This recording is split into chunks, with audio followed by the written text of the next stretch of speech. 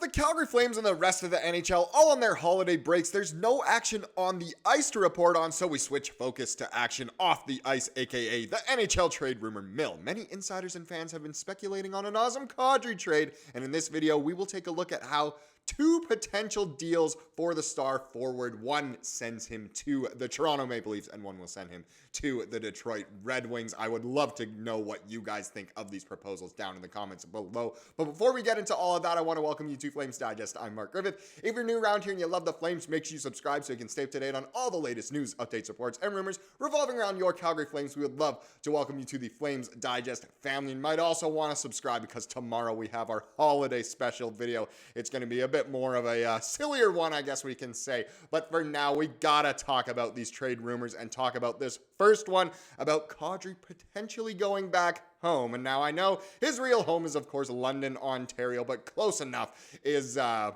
the Toronto Maple Leafs. Well, and kind of close enough is also Detroit, which are the two teams we'll be taking a look at here in this video. But I had these sent to me actually by a viewer, and feel free to send me any trade proposals you see or you make up yourself at any time. I wanted to say anonymous, but still very cool that he sent them over, and we are going to dive into them. So let's start with this proposed trade between the Maple Leafs and the Flames. So the Leafs would get Kadri, of course, the center from the Flames, while the Flames would retain 50% of that salary, so they would keep $3.5 million of that. And keep in mind, there's still quite a lot of term for this contract as well, but only $3.5 million for Toronto to take on Kadri. Now, that obviously wouldn't come cheap if it were to come to fruition. So what would the Flames get? They would get Fraser Minten, a center who was a 2022 second-round pick, has high upside. No kidding. He is absolutely incredible. A 2025 second-round pick, and Bobby McMann,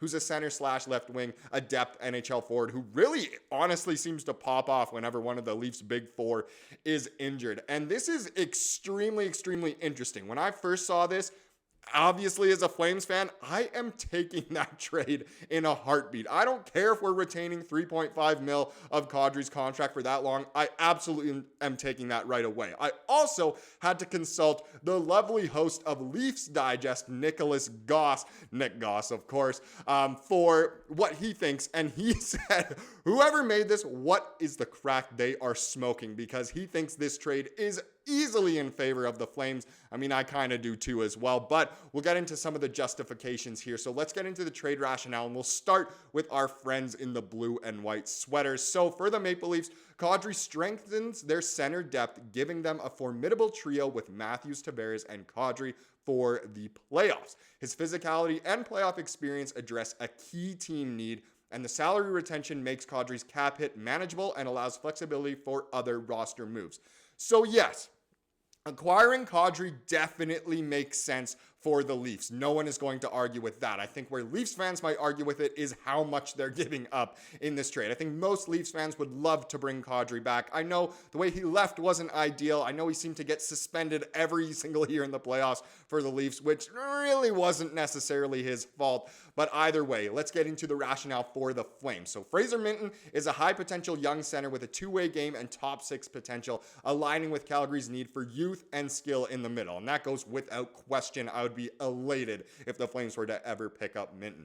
A second round pick provides future draft capital. Who would ever say no to a second round pick? And then Bobby McMann gives the Flames a versatile forward who can play in the NHL immediately, offering depth while younger players develop. And that's true. I mean, McMann could somewhat be in the plans for the future, but at the same time, he's also just in there for now. And if the Flames decide to go with youth later on, that's totally okay. But he's honestly a really good player and puts up some good numbers. So once again, I mean, the Flames without question, I think, would absolutely pull the trigger on this trade. So why it works. Calgary gets a centerpiece prospect in Minten to bolster their rebuild or retool. Toronto solidifies their roster for a deep playoff push without giving up current key roster pieces. The Flames salary retention sweetens the deal and justifies a higher quality return. And look, us Flames fans know that Brad Treliving might actually make a trade like this, especially if there's salary retention involved.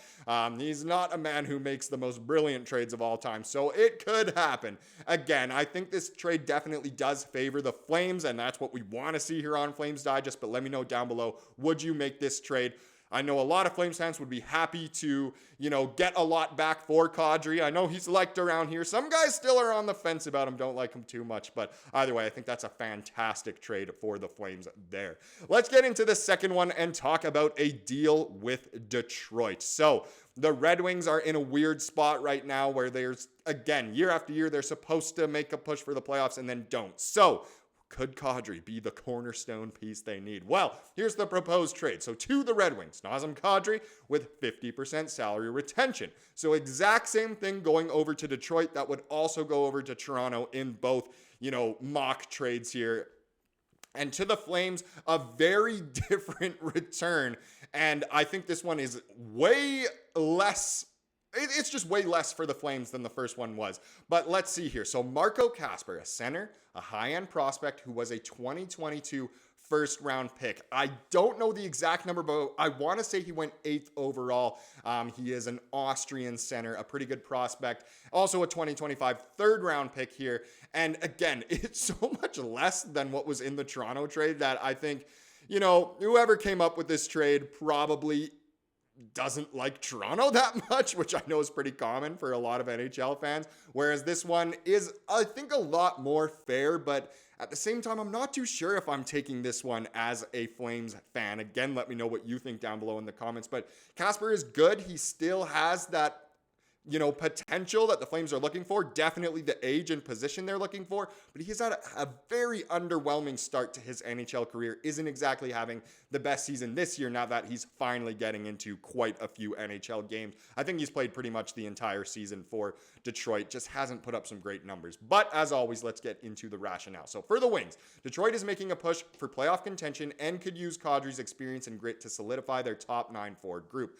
Kadri brings Stanley Cup experience, strong two-way play, and playoff performance history, making him a valuable addition to a young roster. At $3.5 million retained salary, Kadri fits Detroit's cap structure, providing immediate impact without sacrificing flexibility. And I think the Wings should definitely be looking at a guy like Kadri if they finally want to get over the hump. For the Flames, so Marco Kasper, the 8th overall pick, there you go, the 8th overall pick in 2022, is a promising young center with excellent two-way skills, physicality, and top 6 upside. He perfectly aligns with Calgary's need for a young centerpiece in a rebuild or retool.